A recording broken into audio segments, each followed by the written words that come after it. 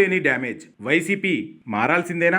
2019 ఎన్నికల్లో 151 సీట్లతో భారీ మెజార్టీలు సాధించి చక్రం తిప్పింది వైసీపీ. అయితే వాళ్లు చేజేతులారా చేసుకున్న తప్పులో లేక పాలనలో జరిగిన తప్పటడుగులో అనుభవాలేమో తెలియదు కానీ 2024 ఎన్నికల్లో 11 సీట్లకే పరిమితమై చివరకు రాజకీయంగా పెద్ద ఉపద్రవాన్ని ఎదుర్కొంది వైసీపీ. నాడు అధికారంలో ఉన్నప్పుడు జగన్ తాను మాట్లాడిన తీరు, చూపించిన అహంకారం చివరకు వైసీపీ పార్టీ ఈ రోజు ప్రతిపక్ష హోదాను కూడా దక్కించుకోలేని పరిస్థితులకు తీసుకొచ్చాయి. ఇదిలా ఉంటే వైసీపీ అధికారంలో ఉన్నప్పుడు జరిగిన ఎన్నో సంఘటనలను కనీసం పట్టించుకున్న పాపాన పోలేదు. అన్నమయ్య డ్యాం కొట్టుకుపోయినప్పుడు మొదలుకొని అటుపై జరిగిన ఎన్నెన్నో సంఘటనల విషయంలో జగన్ స్పందించిన తీరు చాలా అంటే చాలా విమర్శలకు దారితీసింది.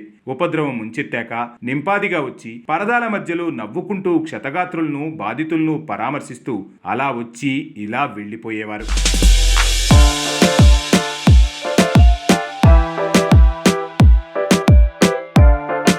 ఈ క్రమంలో అధికారం పోయి ప్రతిపక్ష హోదా రాక ఉసూరుమంటూ ప్యాలెస్ లో సేద తీరుతున్న జగన్ కి తాజాగా వచ్చిన అకాల వర్షాలు చాలా ఊరటను కలిగించాయి. బహుశా దాన్నే రాక్షసానందం అంటారు అనుకుంటా. దీనికన్నా ముందు తిరుమలలో జరిగిన భక్తుల తొక్కిసలాట తనకు ఒక రకమైన ఆనందాన్ని ఇచ్చింది అని చెప్పక తప్పదు.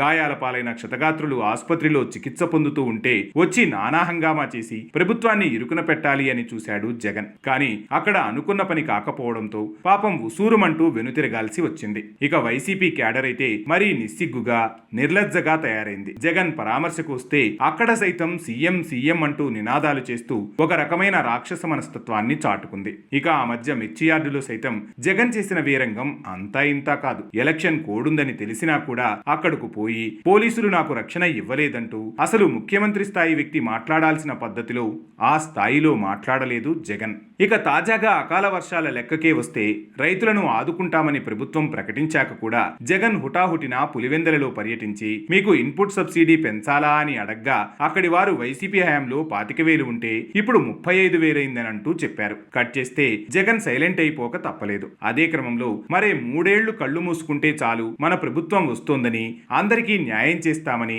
సేమ్ రొటీన్ డైలాగ్ చెప్పుకొచ్చారు. సంఘటనకి వైఎస్ జగన్ పై ప్రజలకు నమ్మకం పెరగడం కన్నా పార్టీ పరిస్థితి మరింత దిగజారిపోతుంది అని చెప్పవచ్చు. ప్రతిపక్ష పార్టీలకు ఉన్న అవకాశం పాలక పక్షానికి ఉండదు. ఆ క్రమంలో ప్రజల కోసం నిలబడాల్సిన సమయంలో ఆ అవకాశాన్ని సద్వినియోగం చేసుకున్న విషయంలో జగన్ అండ్ పార్టీ ఫెయిల్ అవుతూ వస్తుంది. మరి ఈ లెక్కను సరిచేసుకోకపోతే, ఈ విషయంపై పోస్టు మార్టం చేసుకోకపోతే రానున్న రోజుల్లో వైసీపీ పార్టీ మరింత గడ్డు పరిస్థితులు ఎదుర్కొంటుంది. అయినా అధికారంలో ఉన్నప్పుడు ప్రజలను పట్టించుకుని ఉంటే ఈ రోజు ఈ ఇబ్బందికర పరిణామాలను ఎదుర్కొనే పనే ఉండేది కాదు. ఏది ఏమైనా వైసీపీ పార్టీ జరుగుతున్న డ్యామేజ్ ని కంట్రోల్ చేసుకుంటుందో లేక చేతులు కాలే వరకు వేచి చూసి మొత్తం అంటుకున్నాక ఆకులు పట్టుకుంటుందో చూడాలి. ఇప్పటికైతే అధికార పక్షంగానే కానీ ప్రతిపక్ష హోదా లేని పార్టీగా సైతం YSRCP is just a failed item.